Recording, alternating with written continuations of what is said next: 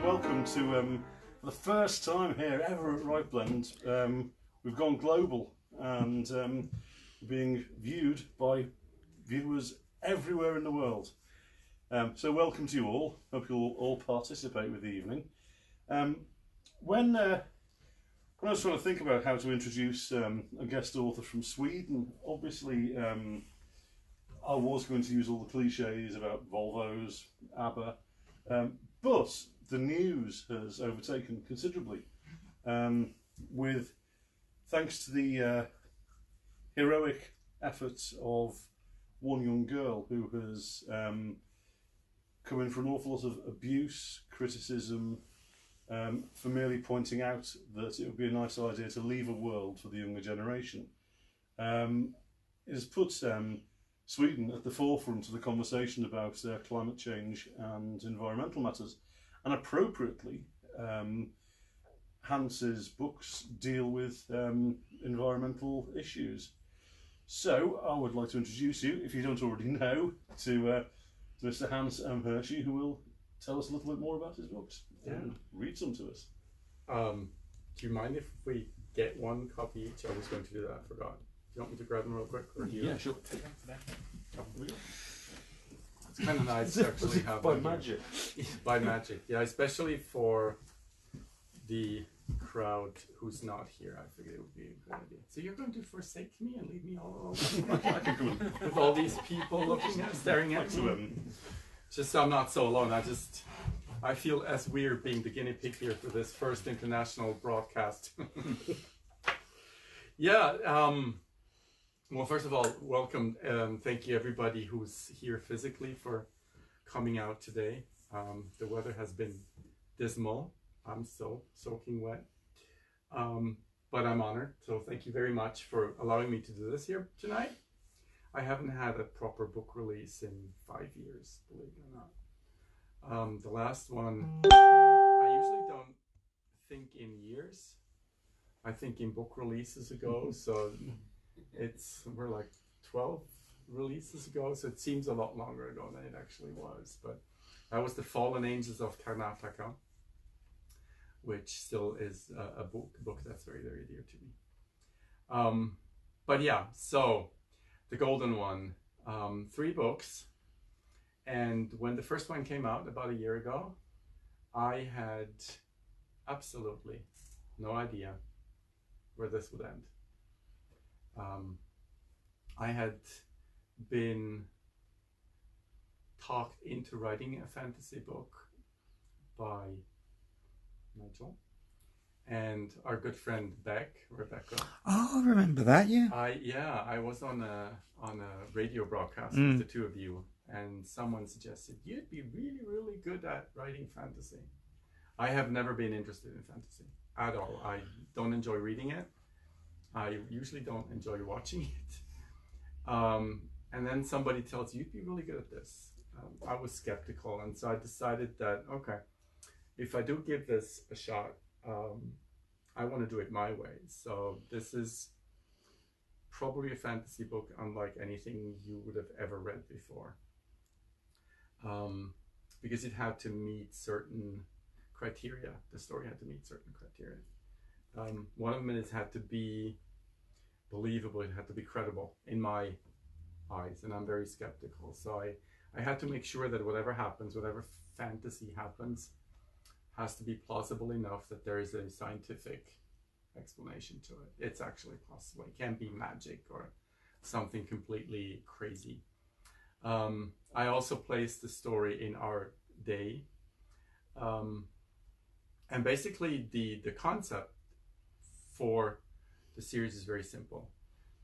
It's an environmental story. So it's about our planet being hurt.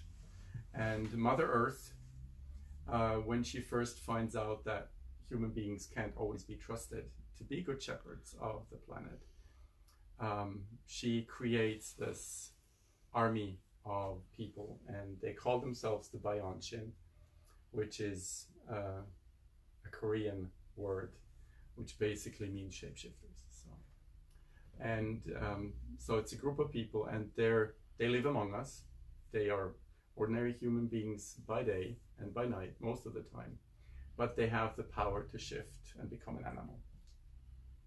And when they are in their animal form, they also have certain abilities, certain powers that help them complete the tasks. And the Biontien have made sure through the ages to keep humanity on the straight and narrow. So they've averted a lot of crises. For instance, one example that I could mention is they stopped Alexander the Great from crossing the Indus River and going into China, which would have been a disaster had he done that. And we know from history that he turned around. And nobody really knows why he turned around. And there are other examples, like the Biontien stopped the atomic bomb from being dropped over Tokyo in World War II. So, things like that. And you can imagine the consequences of that happening environmentally and ecologically and in terms of lives lost. So that's what the Biontien do. And the story starts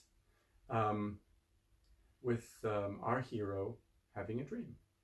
And if it's okay, I would like to read that to you. Please do. So I think it's pretty self-explanatory. So this is from the first book, Blooming. And it's pretty much the opening scene. I had the weirdest dream last night. But before I tell you about that, let me introduce myself. Jason here, Jason Mendez. I'm 17, and when school starts again this fall, I'll begin my senior year here at Amberville High School. At last. For those of you who care about the whole popularity BS going on at our schools, here's me. I'm a nobody. Nobody sees me, nobody cares about me. I play band, I do track and field, and while I'm reasonably good at it, my average looks, my bad complexion, I hate my acne, even though it's not nearly as bad as a couple of years ago, and the fact that I'm awfully shy make me disappear in any crowd, which is fine. Way better than being a nerd, or just plain bullied like some around here. I get good grades in school, but I'm not really into academic aspects. Math, geometry, English, they all bore me. My dream is to be a landscape gardener, like my grandpa before me. He worked around here with hotels and golf courses and created some amazing works of art, just with soil, water, grass, flowers, and trees. He died last year, Grandpa. I never met my dad. He was in a freak accident before I was born, and I've been raised mostly by my mother. She's okay as far as mothers go. She probably wants me to study, go to college, become a lawyer or a doctor. She doesn't understand. I just want to continue Grandpa's work, take over his firm. Legally, it's already mine. He left it to me, but for now my mother runs it part-time, and we have our foreman, Jake, taken care of the actual work. She's been working for Grandma ever since my dad passed away. Not that she had much of a choice. It is our family business. But she wants me to sell it, live my own life. Mom doesn't understand soil. She does the books and talks to customers. I, on the other hand, get dirt. I have a great understanding for soil and the power it holds to allow for growth and nourish plants, the enormous life force emanating from Earth. I remember going out with Grandpa. He showed me how he worked and how he tried to enhance what was already there, highlighting the beauty inherent to every locale, using lights, water, rocks, and additional plants, and laying paths that people would be able to follow to discover these gardens or parks. Have you ever noticed that in most public areas, people make a beeline from one place to another? They disregard the carefully laid out paths and just take the shortcut, trampling the grass until a dirt path has been created, leading to more and more people taking that path. Not in Grandpa's gardens. He had a knack for knowing exactly how to keep people on his paths, and he shared those secrets with me. He also understood why people took those shortcuts, and he would often indulge those needs and lay out the paths that way. Grandpa was connected to the earth somehow. I still remember how he'd sometimes put the palm of his hands on the ground, just listening. I'd stand next to him, marveling at what he was doing. It was almost as if he were in communion with the soil, and if I said something, he'd tell me to be quiet because he was listening to the place's story and what it had to tell him. At first, I thought he was a bit mumbo-jumbo, but in the end, when I saw the results, I had to agree with him. Somehow, and I have no idea how, Grandpa was communicating with the earth, and it told him just how a garden or landscape could be enhanced. He never got to reveal his magic to me, well, his techniques. He got sick, cancer, and passed away early last summer, just before we got out of school at the end of my sophomore year. I had really been looking forward to working with him. Instead, Mom had to get his affairs in order and scramble to hire a new foreman to take on Grandpa's jobs. We've lost a lot of business this past year, and Mom is struggling to keep things afloat. Jake is a good man, but he doesn't have Grandpa's talent. Nowhere near, and customers are disappointed. Who knows, maybe Mom will get her wish and I'll have no choice but to go to college. If the business doesn't survive, I may not have anything left to take over. Not that we have much of a college fund either. Gardening, while totally cool, isn't exactly going to make me rich. Enough of that. Let me tell you about my dream. It was the weirdest thing ever. I actually flew in my dream through this warped landscape. I couldn't make out where it was because I was tiny. I mean, really small. Either that or the flowers and plants were gigantic. I was soaring through the air in between all those plants with leaves so green they seemed to be magically luminescent. And I think it must have been a totally different planet because they all looked alien. Oddly familiar, yet totally different. The colors were so striking, so bright, and they shone like neon lights, almost unreal. And the smells and scents, wow. Even without the colors, I'd have been intoxicated. I don't think I've ever smelled anything like it before. The sweetness of the nectar wafting through my nostrils, all kinds of incredible scents, each flower calling to me with its own unique aroma. Some were delicate, others were almost offensive in their odor, reminding me more of a sewage plant or a pile of manure than actual flowers. I couldn't identify any of them, but the onslaught of impressions made me dizzy. My flight path wasn't straight, but up and down and sideways, almost like a feather dancing in the wind. I guess I was delirious from all the colors and scents. So there I was, flying through that field in between flowers, taking in their perfumes, enjoying the colors, but most of all, I absolutely loved the sensation of being airborne. It's impossible to describe, but it was this feeling of utter freedom, of no cares, no worries. It was exhilarating, liberating, and I didn't want it to end. But it did, and then my alarm clock rang. It was so weird, yet it was the most energizing dream I've ever had. This empowering sensation of being in charge, yet completely out of control. I'm not sure I can accurately describe the emotions that raged through me or adequately describe the experience. I did, however, wake up starving, as if I'd never eaten before, and every muscle in my body was aching. I'm not unfit. I make a pretty good time in the 100 meters, not to mention all the yard work I do. But I don't think I've ever had sore muscles like this before. So that's the beginning of the story, and slowly but surely Jason learns who he is, and that he is in fact a very, very special person, that he has been sent by Mother Earth to save the planet.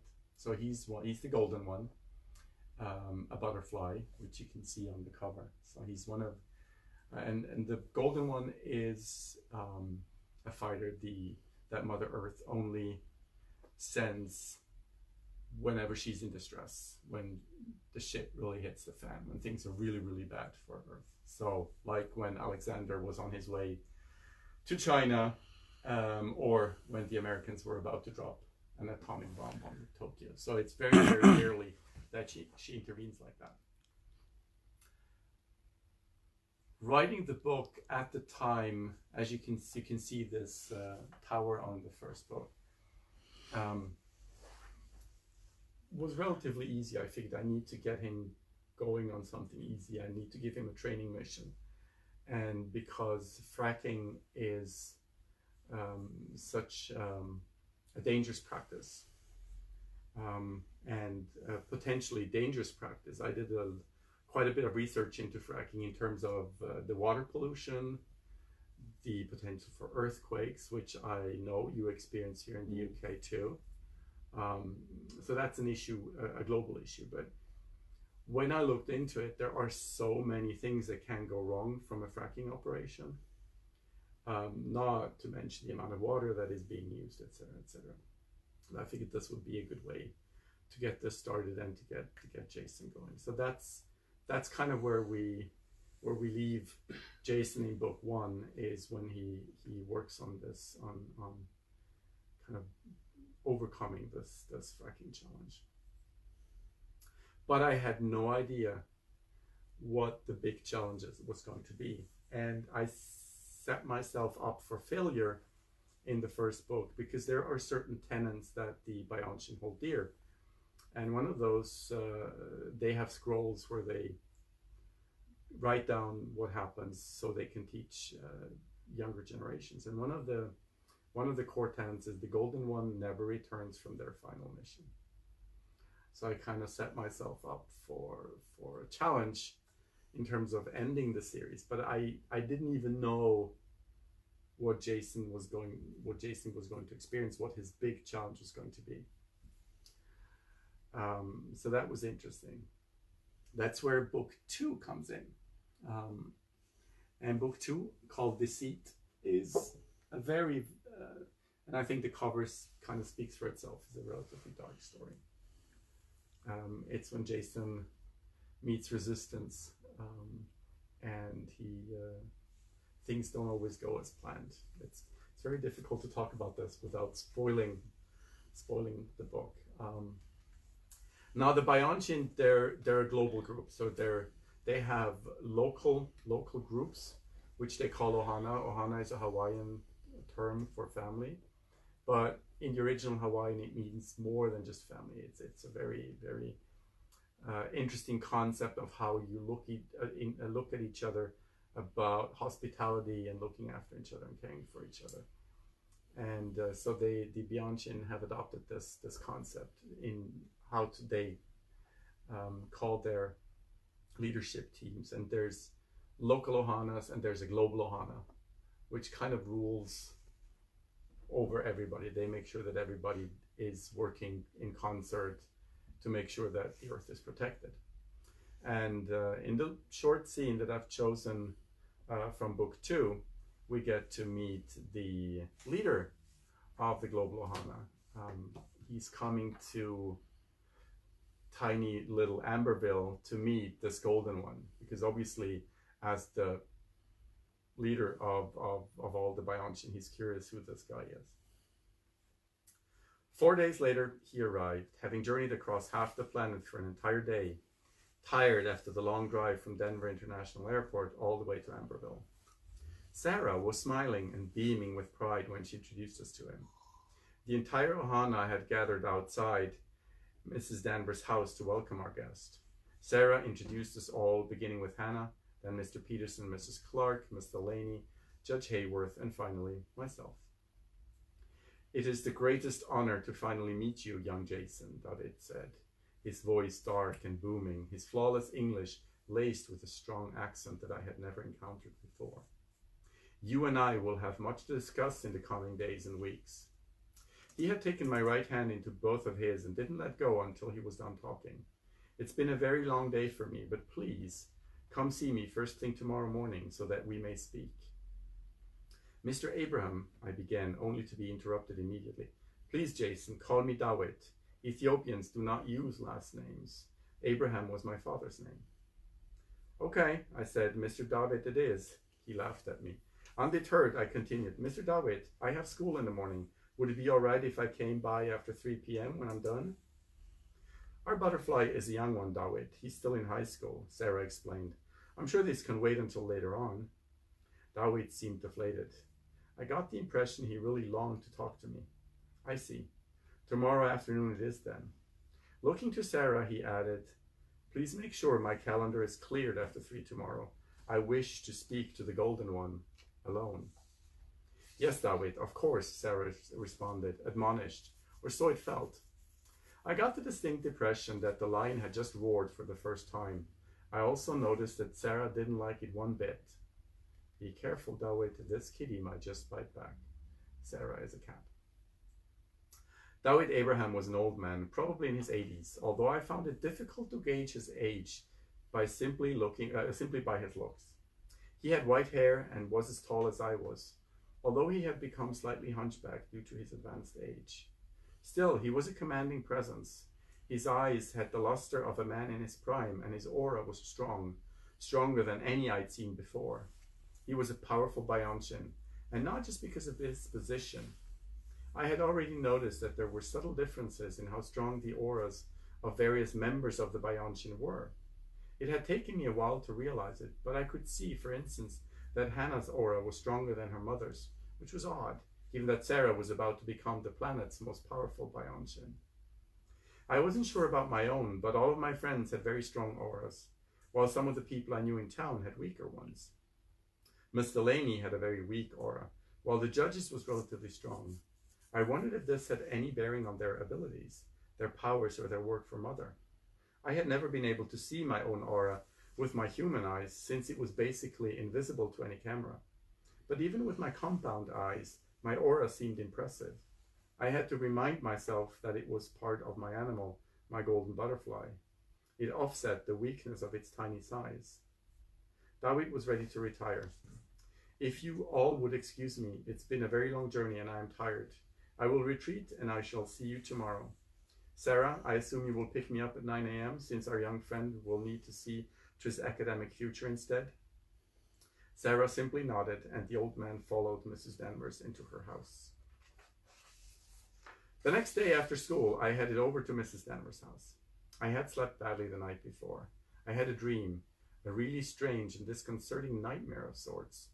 A pair of white eyes had stared at me from a distance, drawing ever closer and closer. They never blinked. They just stared intently, moving closer from the dark, peering into me, staring me down as if they were watching me, attempting to read me. As soon as I woke from it, I had to get out. I morphed and flew out into the backyard and on into the field behind the house, which now lay bare after the harvest. It was chilly outside, and after a good half hour, I returned to the warmth of my room and bed, but found it difficult to fall asleep again. Needless to say, I finally found some deep sleep just before my alarm clock rang, leaving me in this weird limbo all day. I was thinking about my dream and whether it had any specific meaning, but I couldn't come up with anything helpful. Was Dawit? I was convinced that the eyes I'd seen were his, haunting me. I'd never heard of a Bioncian with that kind of power, but knowing of Hannah's, Peter's, and Dinesh's abilities didn't make it impossible. Maybe I was simply scared of meeting the world's most powerful Bioncian for a one-on-one conversation. I had no idea what was going to happen, didn't know what Sarah had told him about me, what he thought of me.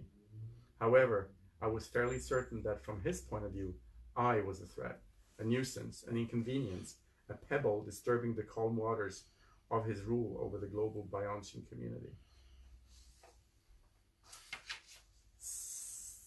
The interesting thing about this is going on and on and on. This to and fro between Jason and Dawit, and I had an interesting conversation with my editor about this. Whether Dawit is a good person or a bad person. And I can honestly tell you to this day, I'm not sure. At the end of book 2, I had a fairly good idea where it was heading in the end. And so I had not written it yet. I started shortly after the second one had come out. But I had this one thing nagging in the back of my mind. The golden one never returns from their final mission. And so I'm not going to give away anything of what happens in the book. But a few people have been reading it, and somebody was telling me that they absolutely loved this one scene from the book. And it doesn't give away much. It does give away a little bit. So this is one last scene that I wanted to read to you. It's about Jason, and he is playing around with his powers. Let's just leave it at that. There was a lot of snow on the ground, and the forest lay perfectly still. Many of the animals were hibernating, and others were either nocturnal or not around. I walked a little deeper into the forest, where there was almost no snow on the ground. The canopy of spruces, pines, and the odd deciduous tree was tight, and very few snowflakes had actually made it all the way to the forest floor. I approached a small pine sapling. It was about 2 feet tall and slowly stretching toward the sky. Now that it was winter, it was probably asleep. I had no ideas. Did plants feel? Think? There was a wafer-thin coat of snow on its needles, or tightly rolled leaves as they actually were. I touched it, trying to gauge the texture. I felt the twigs and small branches, the coarse half-inch thick trunk that bent slightly under the pressure I applied. I closed my eyes and pictured myself being rooted here, like this little tree, slowly growing, inch by inch, toward the canopy and the sky with its warming and nourishing sunlight, stretching my roots down into the soil to drink the droplets of water that penetrated the earth and slowly sank toward the aquifers. I tried to open my eyes, but couldn't. I had no eyes with which to see. I tried to lift my feet, move my legs, but I couldn't. I had no legs. I tried to move my arms, but instead felt a strange sensation of having not just 2 arms, but a good dozen, with more twigs and branching emanating from my body, being my body, my trunk.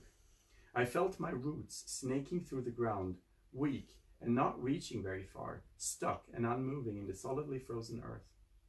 I began to shiver with cold. I was blind, yet somehow I perceived the small tree next to me, the one I'd just looked at and touched. I was aware of how threatened it felt by my presence, that I might take away its space, hinder it from growing, as it would have to share the water and space for its roots with the sudden intruder. I sensed its surprise at being woken from its deep slumber. Our roots were intertwined, as were our branches. The tree couldn't speak to me, but I felt its presence. I could neither see it nor see beyond it, yet I felt the presence of all the trees around me, their slumbering life force, their powerful metaphysical dignity. Human words failed me in this instance, because it's difficult to describe how you can see something without actually seeing it. Yet I could see all the trees surrounding me, the large pines and their particular force, their signature aura, very much unlike the visible golden aura of the Bayantian. This was beyond sight, visible to my arboreal senses. The spruces, standing tall and somewhat arrogant, almost like sentinels. The twisted boughs and branches of a Douglas fir nearby, old and wise and deep in sleep, but with a very powerful and strong aura. Each species of tree had its own distinct presence, and I even picked up on how the individual trees differed slightly from one another. A light breeze had picked up, the wind dancing around my trunk, my twigs and branches, my needles. It was a funny, prickly feeling, even more so when my neighbor, the little pine tree, accidentally rubbed against me, twig against twig, needle against needle. I definitely felt each accidental brush across the surface of my body. I was a pine, albeit a small one. And as I realized that fact, I was crouching next to the pine again in my human form. So, so Jason becomes more powerful. He learns new tricks and gets himself ready for that big final challenge from which no golden one has ever returned. So the big question is, how did I work around that? To get Jason the happy ending that we all deserve. The only way to find out is to read the books. Exactly, which I think you will. Alex said hello, he's watching. And, hello, husband. And just to clear it up, the bing that you heard was my phone with a notification. So next time, turn the notifications off before you start doing live video, Nigel. So sorry about that. Don't worry. I was actually more scared when Debbie took a sip of her water and it sounded like somebody snoring back there. I was like, whoa! Yes, I didn't want to mention that. I think one thing you haven't mentioned in the books, I've read the first 2, but I'm dying to read the third. The animal characters. Because of course the animals, the Bayantian can communicate with animals, and some of the animal characters are fabulous characters. I won't mention any because I think. Well, we have. Well, you. just Oh, can actually, you discover- can. We dis- have. discover those themselves. We have a really, really wonderful raccoon character. Yes. There's a cat, which plays a significant role through the entire series. But there are elk, there's foxes, there's cutworms, there's all kinds of there's bees, there's from the tiniest little critter to the biggest all elk. very distinct characters though, which is Yes, and wasn't the least bit Disney. And I thank you. I think that was one of the aspects of writing the book that I enjoyed the most. Was to try and do those characters justice, you know, not to make them just be like in the fables where the animals are just basically humans in disguise, but to actually be true to their animal nature, which is difficult, but I had a lot of fun with that. We should throw it over to any questions from the floor and indeed from the world. Yeah, we've got about a 30-second delay on the world, so That'll give them plenty of time to think of some questions. So questions will be coming in within 30 seconds. Tracy said the cat was her favourite. Just catching on what you were saying. Tracy is one of the people who was hanging on the doorknob for getting her hands on book 3. And she's already read it. Is it David? Is it David Michael or Michael David? I don't know which round it was. David. David said much earlier on, as you were first reading, how long was the writing process for the trilogy? Okay. I think we're coming up on almost a year and a half, 2 years. Okay. Let's say, yeah. It's been a while because I had started on book 2 when the first one came out, and so this one came out about a year ago, but I had not written anything of the third one when the second book came out. So the third book was written entirely after the release of book 2, simply because I had this conundrum, this dilemma that I needed to wrap my head around. So, yeah. Okay, that's all for here at the moment. Anything? I obviously haven't Okay. read the books yet because you have them there. Yeah, you're right. You want them back? At some point, yeah. I was interested though that you don't particularly like fantasy. I adore the fantasy writing, but I've always thought that I couldn't particularly delve into that world because I grew up near Oxford, and there's too many fantasy writers in the past that have shrouded their long shadow, cast their long shadow across that particular thing. Was it for that reason that you don't like fantasy, or was there another reason? No, I just there are certain things in the fantasy fiction that I have read or seen that I just don't particularly like. Whether it's vampires or even wizard stories or whatever, dinosaurs, or I always find it funny that, for instance, a werewolf. Okay, so whenever you have a werewolf in a story, be it Harry Potter or any other book that I've seen, why is it that the transformation from the human to the werewolf is always painful? And why is it they're always naked when they come back?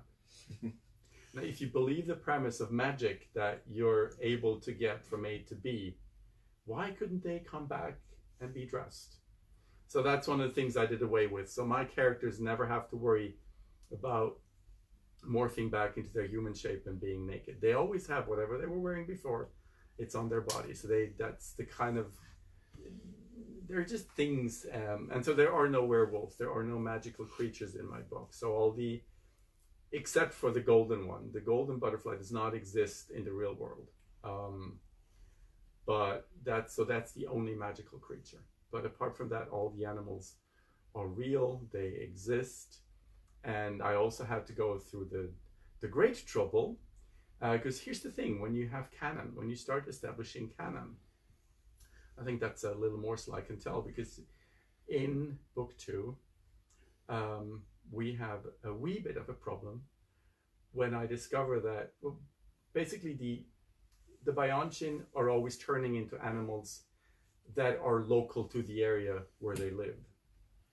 Now, obviously, people in today's age, we travel, we move around a lot, and at one place in the book, I had to explain that. So that's why you sometimes can see a tiger in Miami. You know, you're not supposed to, but because they're not indigenous to Miami. But if a Bianchian, for whatever reason, couldn't morph back, there might be reports in the media that, oh my God, I saw a tiger in Miami. But I also had to, which was really embarrassing in terms of research, I had one of the characters, one of the members of the local Ohana, he is a blackbird. And I didn't think much. I think blackbirds are beautiful animals. We have a lot of them out of the house, and I love to watch them, but they're not indigenous to the place where this book plays out.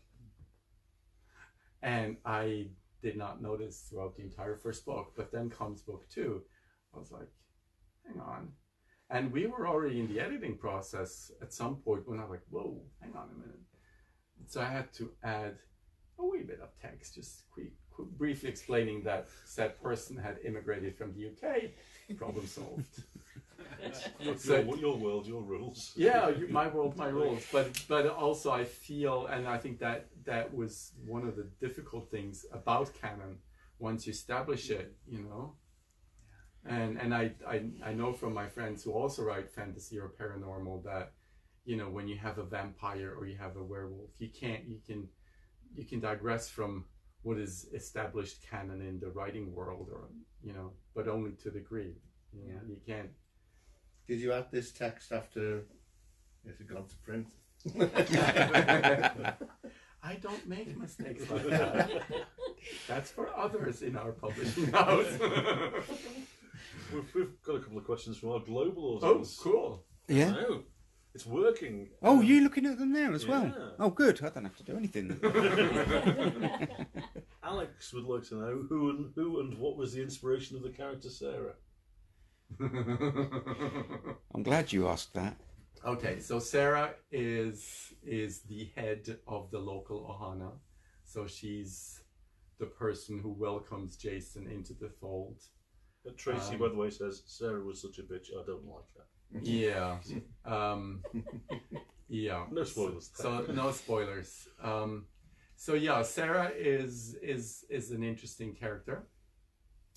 I don't, you know, I think readers sometimes have the assumption that all of our characters are somehow based on people who live out there, walk the streets.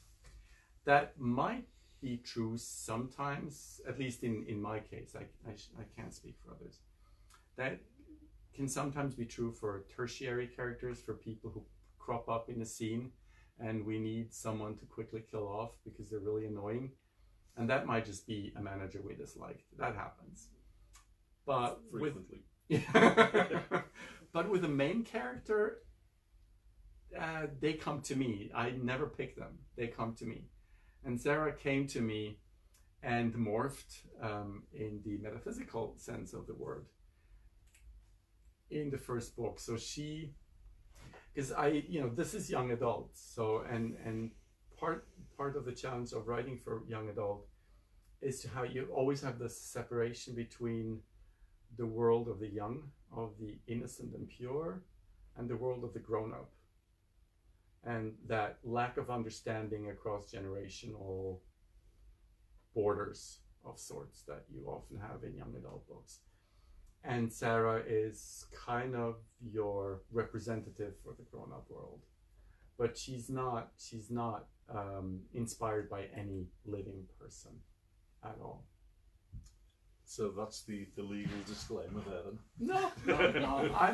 I don't lie about these things.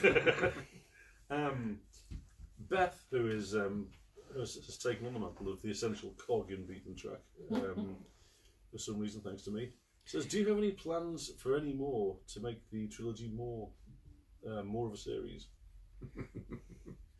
I stopped a long time ago saying never again. When I wrote Jonathan's Hope, I said never. I killed off one of the main characters at the end just to make sure that would never come, that question. And then I wrote 2 more books. I'll say this. You read book 3 and you'll have the answer. That's all I'm saying. That's all I can say.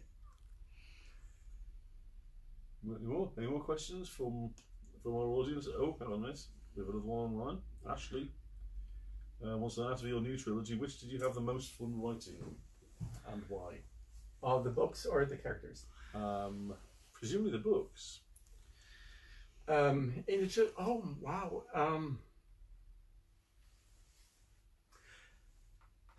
Oh, actually, that's a great question and a difficult one. I think the first one was the most difficult one to write because of all the world building. And I'm kind of a stupid person in that I tend to forget things very easily. So there was a lot of writing down.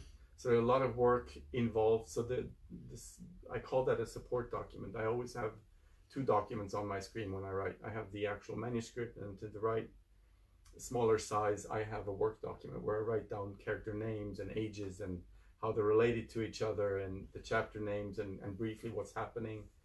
And so for Blooming, the first book in the series, that thing just exploded, just because there was so much I needed to keep in mind, all the canon, and hence, things like no blackbirds in the Midwest. So that sort of stuff. So book 1, plus I was afraid that I wouldn't be able to pull it off. Book 2 was a lot of fun to write because I got to play around with evil. Is David an evil person, or is he not? Is he actually one of the good guys? I can honestly say at the end of book 3, I still don't know if David was one of the good guys or one of the not so good guys. So we will, I'll just say book 2. I have to answer, so I'll just say book 2. Thanks, Ash. Great question. You have any more from the floor? I have another one online. Wow. Beth says it again. Whilst in Liverpool, the city of many characters, have you had any inspiration for a new plot you've just had to write down? I never write down my plot ideas. If the idea is good enough, it'll stick in my head. No, not yet. And that is absolutely in no way meant as criticism of Liverpool, because I've had a great time so far, and I look forward to tomorrow. What might happen, though, is the physical experience of English rain. I was just going to say, if subsequent books include a lot of rain, we'll know where they Yeah, or maybe a character. I have a much better understanding of describing how your feet can be cold 10 hours after they got soaked. It's sometimes it's little things that. I think one of the things that is typical for my writing is, unlike my publisher Debbie, who is really amazing at describing locales, I tend to stick to emotions. I try to describe the emotional impact of a place, or a character, or a scene. So I like to stick to emotions, and I have a lot of emotions attached to my cold feet right now. So that might be something that might crop up in a book. But yeah, I mean, why not? Now that I've been to Liverpool, here's the funny thing: I never know when a place pops up in a book. It's entirely possible. I travel to a lot of places in my books, So Liverpool might just pop up, you know. I've crossed the River Mersey for the first time in my life. I'm after listening to that song for 30 years. Did you go on the ferry? To the song. Did you go on the ferry today? No, actually, I crossed it by train. Oh, right, yesterday, okay. So You should go on the ferry. Then you'll hear that song again and again and again. they played on the ferry. Yep. Oh, yeah. They do. Oh, yeah. Really? Again and again. They do a round Every trip. single journey. They have. Oh, They okay. have a very high rail along the side of the ferries, and no one jumps off after too many times. Yeah. No, I have not. But I love. It's one of my favorite songs.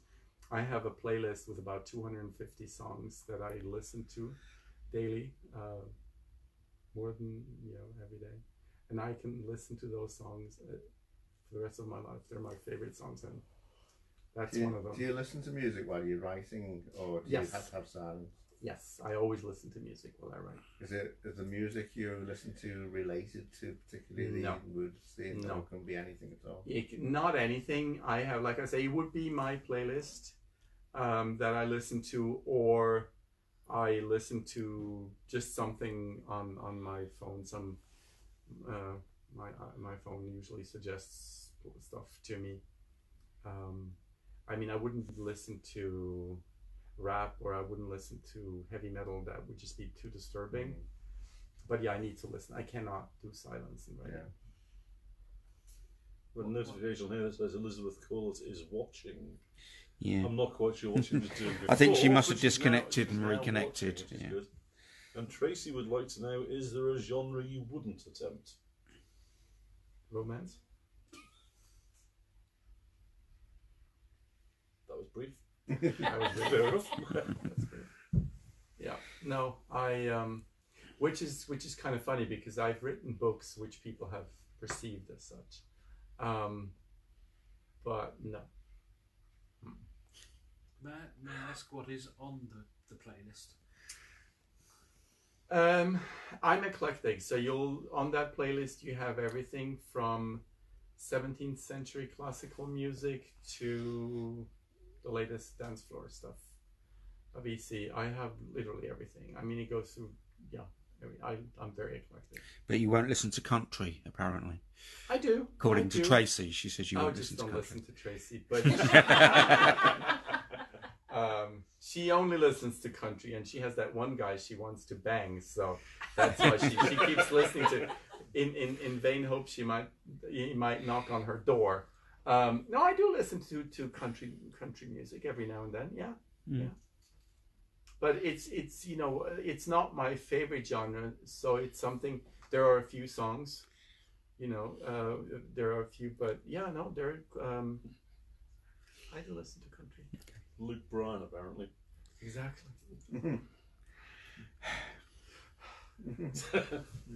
There's nothing wrong with the guy. He's just too old for me.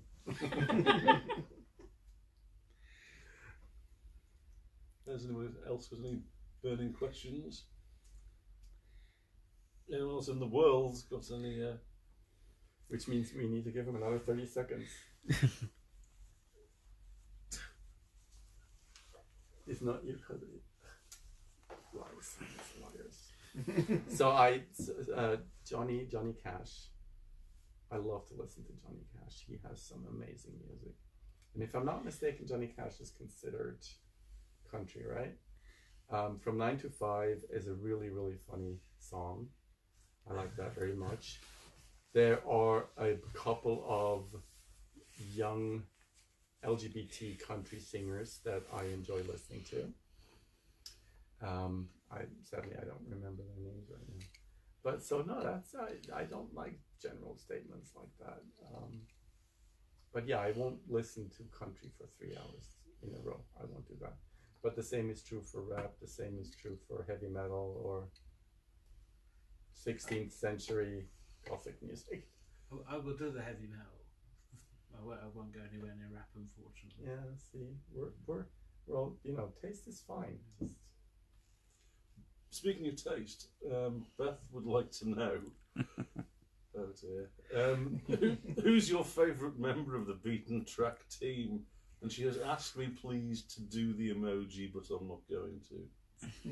But the emoji of my facial expression. Well, not like whatever emoji that is. My eyesight's not good enough to see it, actually. Oh, that's supposed to be a kiss. It's like the.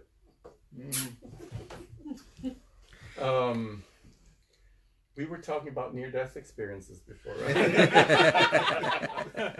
I feel one coming up right now. Yeah. I'm nearer as well than you. Sort of Sweden. Alex says Cash is good. I presume he means Johnny Cash. Yeah, not just a general comment on money in general. I may be able to find my way out of this question. Yes, maybe that was a comment on the question rather than. And Ashley wonders, are there any authors that give you inspiration and have helped you pursue your passion for writing? Oh, yes. At least Ashley's coming up with sensible questions. Ashley's You wouldn't believe those two were married, would you, Ashley and Beth? They are. Yeah, kind of. Yeah. He's brilliant, Ashley. So obviously I have lots of people who've influenced me. I do have a degree in literature. Just FYI, but I could mention Schiller, a German author. Shakespeare is one of my idols of all times. Thomas Mann, another German author, who also was gay. Christopher Isherwood is one of my all-time favorites, and I could go on and on. The people who have influenced me tend to be people who are no longer alive, because those are people I met early on in my life. As a reader, when I read all those very difficult to digest books, because there was nothing easy to read when I was young.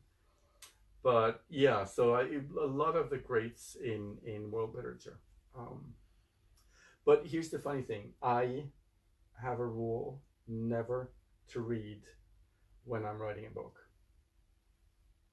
because I do not trust my brain. And because I rely on my brain for writing, I do not trust my brain not to sneak in a sentence or a little something, a little snippet from a book. And I would hate for my publisher to get into any legal trouble because somebody recognized, well, this is not his. Where does that come from?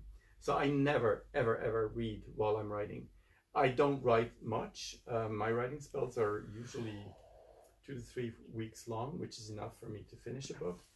But and then I can read stuff for months. So I do read a lot, and I read a lot of stuff that I would not typically want to read. But I have a lot of writer friends and acquaintances. I get sent stuff, and I read stuff for my publisher, proofreading. And it's how I came across your book, for instance, which I absolutely adored. Well, and then I bought nice. them and read both of them.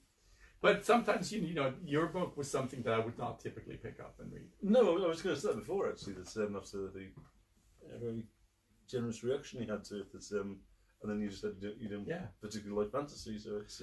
but so it's I... amazing what you actually do come across by accident, really, sometimes. Yeah, which is why I when I say I don't like fantasy, I've read quite a bit, but it's not the kind of book that I would walk into a bookstore and say, give me that, I want to read this. I usually tend to go to other sections of the bookstore. But yes, I do read a fair amount of pretty much everything. So, did that cover Ashley's question? I think it does, yes. Thanks, yeah. We haven't had any more questions in. It's been quiet. That's Is it fine. raining again? It's Probably. pouring, yes, It's always from raining. the sound of it. It's because we love Supertramp over here and we can't get enough of that song.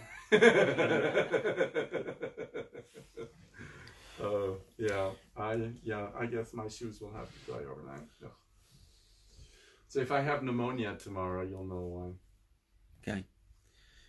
Will there be copies on your shelves after we leave? Yeah, there will. There will. Okay. I'll make sure of it. So you need copies of Hans's, any of Hans's books. Come into Write Blend and pick them up, or order them through beatentrackpublishing.com or any of the usual outlets, but preferably through Write Blend or Beaten Track Publishing, please. And review them. And review them, please. Yes. I make this plea to the audience with every author that we have here. Is there any way we can make that a legal requirement? I certainly think we should. I think we should. It doesn't matter how much I beg people; they just can't seem to do it. Yeah. It would be quite easy on Kindle, for instance. You can't get to the next book until you've reviewed the previous one. With paperbacks, it's a little bit more difficult. But technically, it would be quite simple. You know, just leave them. But you know, I think people generally don't understand how important reviews are for authors, Even though you tell them. particularly on Amazon, because. And this was quite scary. I recently attended, it was this spring, I attended a workshop about Amazon, and it was not even book related, it was about all the other junk they're selling. And what they told us is that the ranking of a product, how well it is visible on Amazon's website, is entirely dependent on how many reviews a product has. So the more it can be the biggest crap book, which is why there have been so many scams being run about reviews and why people try to buy reviews. But the more a product is reviewed, the higher up it's being shown on Amazon. And obviously it's a self-fulfilling prophecy, because the more a product is reviewed, the more it's seen, the more it's bought, the more it's reviewed. So it's kind of self-replicating, self-sealing stumbles. But that's why it's so important in the first instance. Yes. And particularly with authors like ourselves from smaller publishers, that all our nice friends who bought the books, if they review them, it then becomes easier for people to discover the books by accident, which is where the sales really go through the roof, hopefully. And I always hear from, when I talk to readers about this, I often hear them telling me, I don't know what to say. It is so difficult to write a review. And my message would be, keep it simple. Just say, I like this about this book. I like the characters in this book. I like how the plot is structured. I did not like this aspect of the book, which is also fine. In a review, it doesn't really matter what it is you write, because somebody's dislike is somebody else's love. And so even if you're not going to hurt the author if you say, like for instance here, I did not appreciate the purple on the cover. Yeah, good for you. Somebody else loves purple, you know. So just tell us what you feel, what you think. It doesn't have to be an essay. And please don't summarize the bloody thing. No spoilers in reviews. Nobody wants that. Yeah. There is somebody's phone is pinging. There's a small goose somewhere.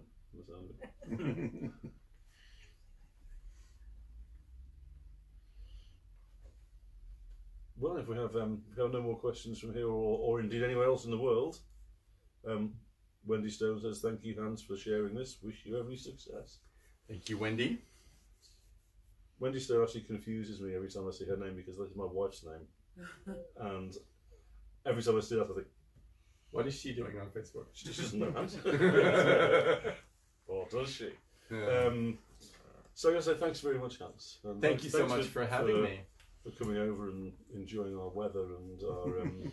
I'll take it home, I promise. Our enormous audiences. I wish every success with the books, as I've read the first two and loved them. I may even, not promising, I'm about a third of the way through Stephen King's new book, and I may just abandon that for the sake of reading Reckoning.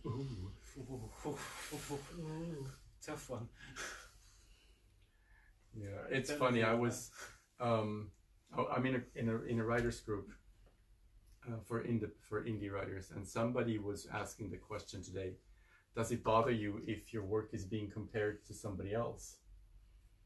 You know, or if your book is being compared to somebody else's book? And I haven't replied to the question, but I was thinking, you know, as long on Goodreads, where every author has that average rating. As long as my average rating is above Shakespeare's, hey, I'm good, you know. Well, Thank you, and also thanks, Nige, for facilitating. Yes. It's fine. Bringing It the was an world- experiment. Bringing the world to Waterloo. And presumably this will be once this will be edited. Well, once Some it more finishes, Facebook process it, and then it's available to watch again in the same place forever and ever and ever. Yeah. Until somebody takes it down, but I can certainly do an edit on it if that's what you want. Yeah, edit us out. Sorry? Edit us out. Yeah. It'll be a very, very short video without you. Okay. Well, again, Thank very you. much for coming. See you guys. Bye.